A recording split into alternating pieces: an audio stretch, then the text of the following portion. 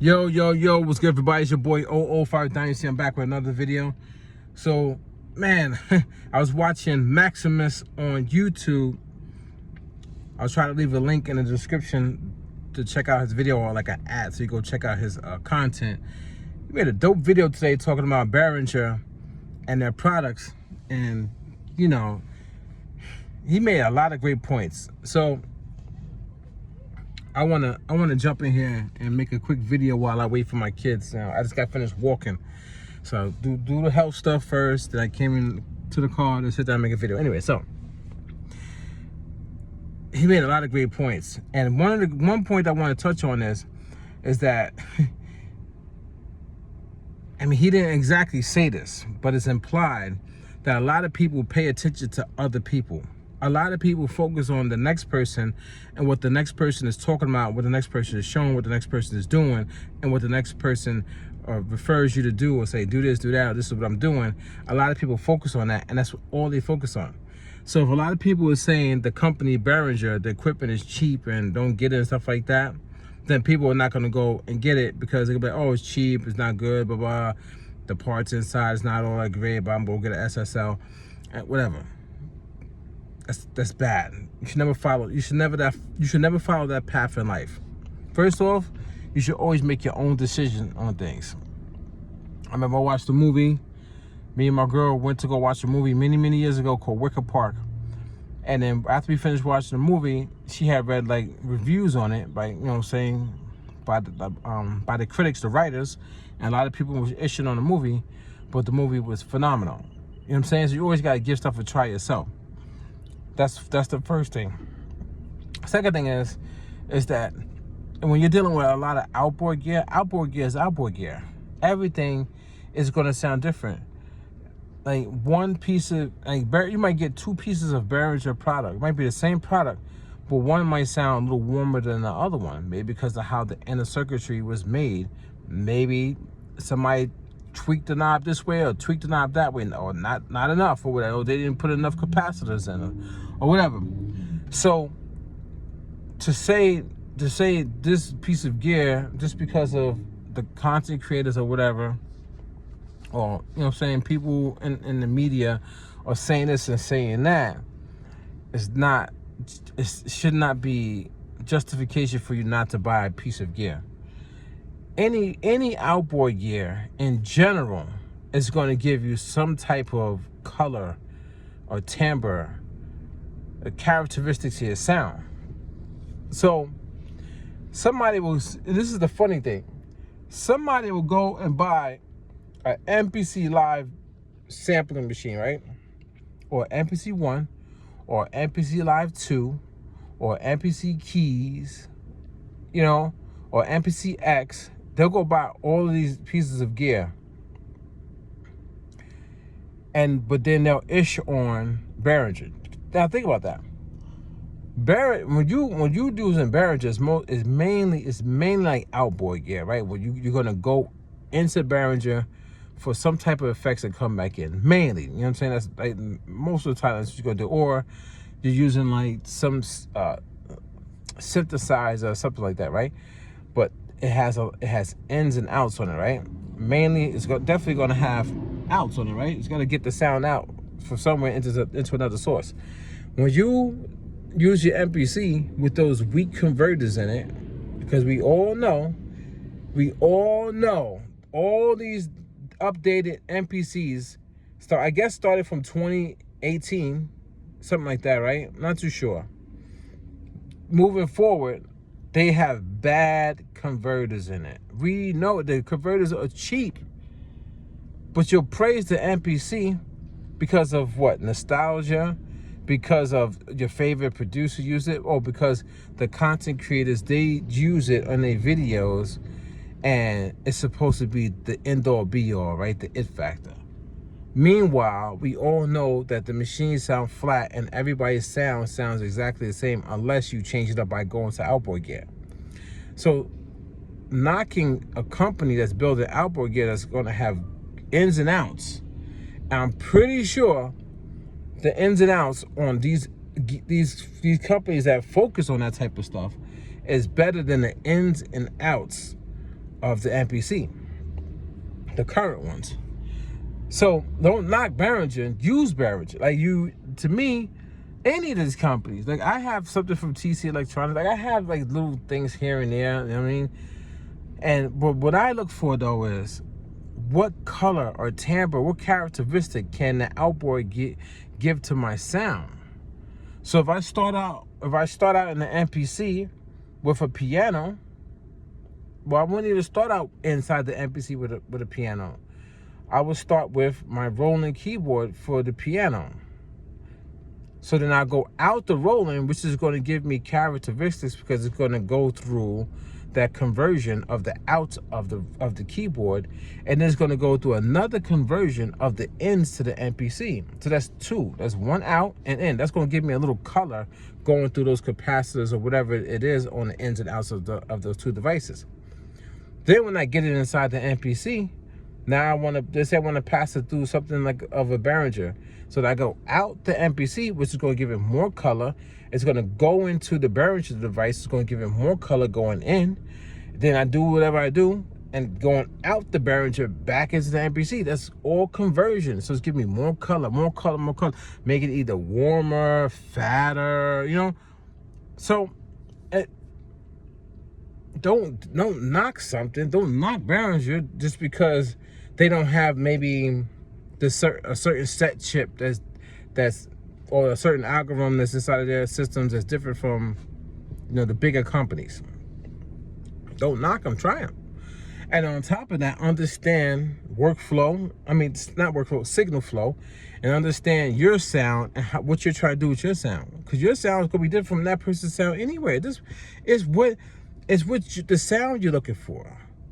You sometimes people don't understand. You might be able to make, like what Maximus was saying, you might be able to make a Behringer piece of equipment, hardware equipment, sound like an SSL because of maybe how many times you've run it through the process, or maybe because you understand the equipment.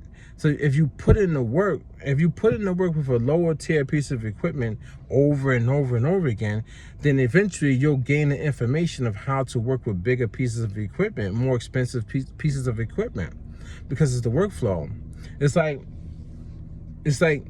if you figure out how to make a Behringer, like make your piano pop more or make your bass line pop more going through something that's Behringer, because of maybe because you layered stuff up, like you sent it through the process and you brought it back in and you did it. I mean, whatever it is. Then when you get to the process of working with the big gear and the big studios, it's gonna be a lot easier for you because you know what you're doing. But you got to go through that struggle. It's like when I was working with FL Studio, it was Fruity Loops back then. When I was working with Fruity Loops, I remember I had a problem with Fruity Loops. The problem was like when I would get up to like 4 or 5 different like tracks or something like that, my computer would start lagging really, really bad.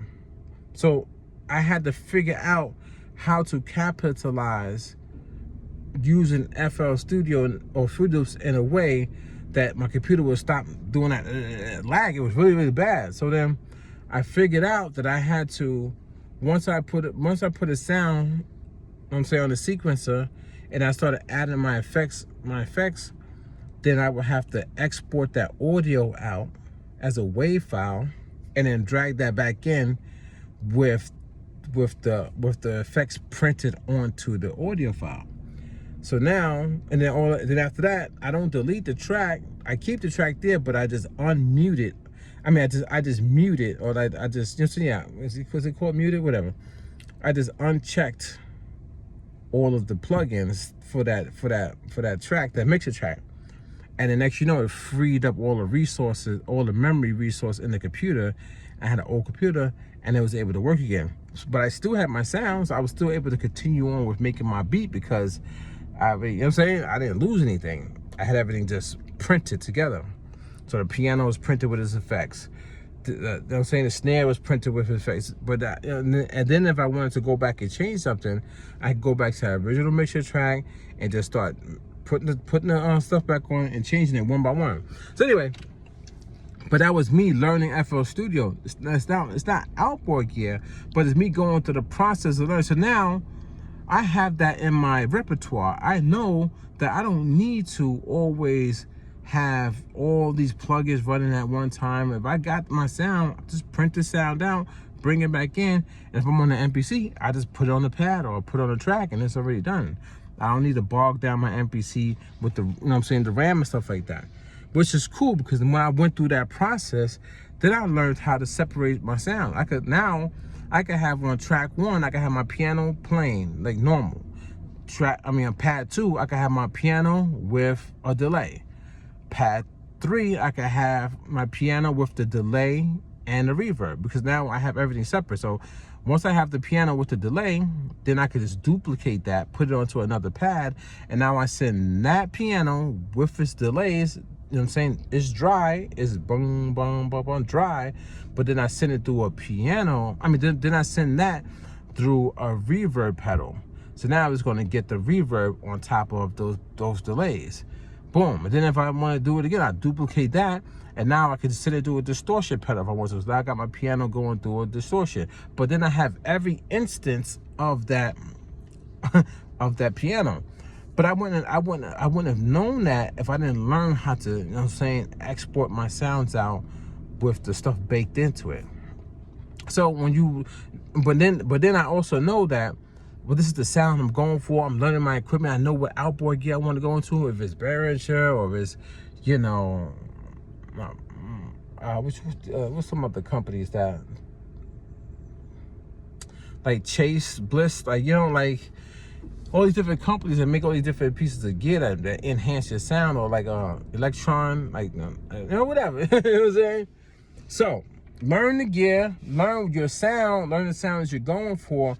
Don't knock any of these companies, especially if it's outboard gear, because it's going to give you some characteristics, some color, some timbre, something. It's going to have something with it that is probably going to enhance and add to your sound no matter what. If you throw it through 1 time, or maybe throw it through 2 times, maybe even 3 times, don't knock it. The only thing I would say is if you got a piece of gear and it's giving you problems where it's like, it's giving you 60 hertz hum, like, or like a buzz sound, or it's giving you too much noise, like white noise.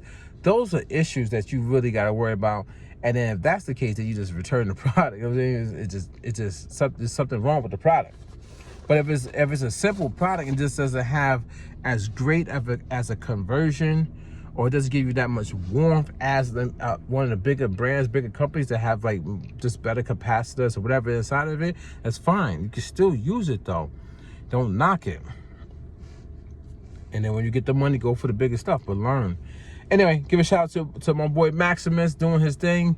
And yeah, I thought that was a cool video, and I wanted to do a video just to, you know, basically say I agree with him, man. He got a lot of great talking points about music. And yeah, so don't knock behringer, don't knock any of these companies. Give it a try and learn the equipment, learn how to work with everything, learn your signal flow. Learn it, man. And before you buy, just try to find out the specs too, man. Don't follow the content creators that are telling you to do something. Go look at the specs. Like when I bought the microcosm off my friend Ja. I really wanted it, man, because when I saw a lot of people using it, but a lot of people didn't know how to use it. They was only using it one way, blah, blah. So I started to do research. I go on the website. I'm looking at all the stuff that it does. Oh, you could do this mode. You could do that mode. You could. It's a pedal, but you could dive into the inside, and you could change this and change that, turn it from mono to stereo, blah, blah, all the snap.